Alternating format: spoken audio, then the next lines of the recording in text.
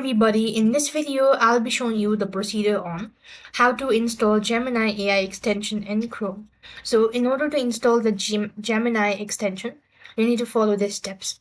First of all, on the web address bar, you want to simply type in Gemini Web Store, or you could go to Chrome Web Store, to which you click the first link that appears. So how it's going to look.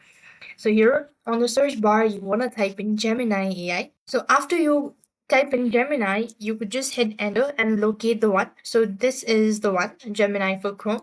You click that out and click on the Add to Chrome button. Now, in order to add it, once again, confirm by tapping on Add Extension.